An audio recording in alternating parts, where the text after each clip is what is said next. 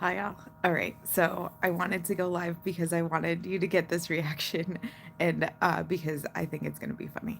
Anyway, okay. So, all right. I just saw on someone else's shorts that this woman broke up with someone and then decided that they were going to go on a vacation for 10 days. And they were like, I'll sleep with 20 guys in 10 days. I slept with 22. And everyone is deeming this woman a whore.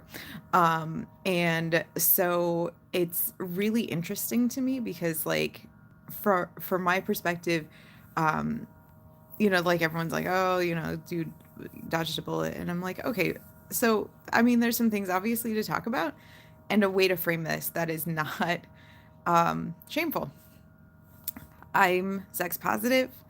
I'm just like, damn, girl, get your bag. Like, that's awesome. I don't care if she slept with 100 guys in 10 days. And, like, if you're like, that's just too much. Okay, there's a lot going on here. Again, if you're sex positive, this is not an issue at all. A bunch of people who were consenting adults got together and decided that they wanted to, be involved with each other and privately. Like, that's nothing that's not for you to, like, say. Like, anyone can give their opinion about anything, but, like, it's not like this is just a difference of morals and ethics. This is not like, about, sorry, friend. This is like it, like, essentially you're saying what your morals and values are. You're not actually, you don't care about this woman. This does not affect you personally, you know.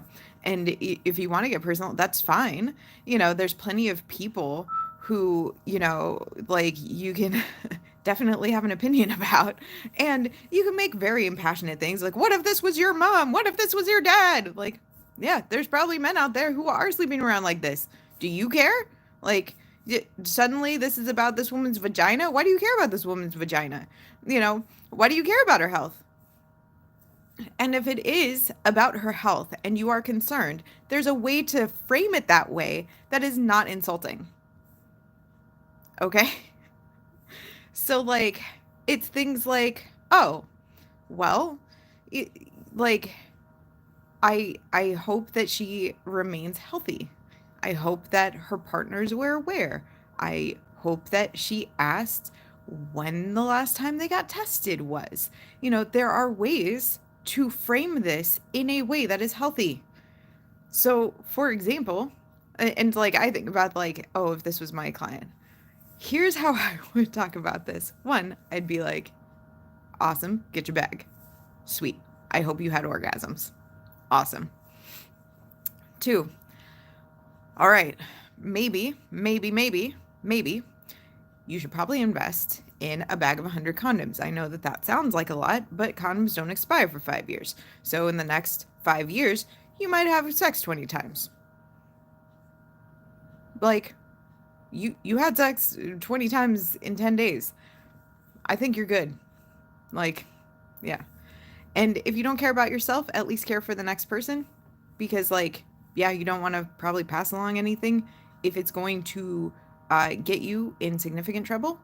For example, you could go to jail if you knowingly pass AIDS on to someone, because there were plenty of stupid ass, like, people who were doing that back in the day. They'd be like, yeah, these women didn't insist on having protection, so they got AIDS.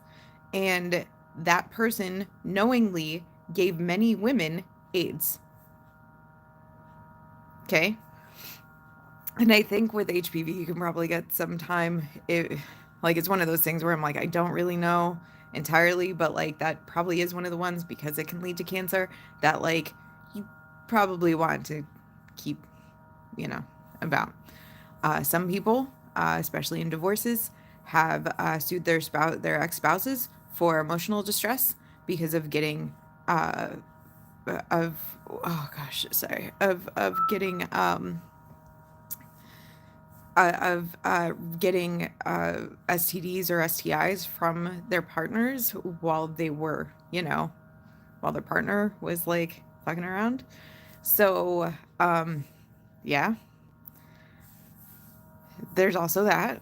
So like, and I know like the situation that my family member was in, their partner was not protecting them or protecting themselves, and they like the partner was not treating the STD, so the STD kept on going back to all the fucking partners, which I'm like, that sounds fucking terrible.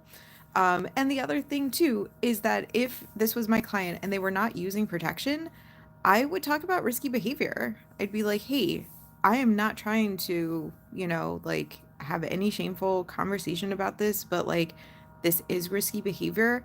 I do want you to care about yourself more than what you're doing. And like, I totally understand that you're probably not in the best mental space. So maybe you do not need dick right now.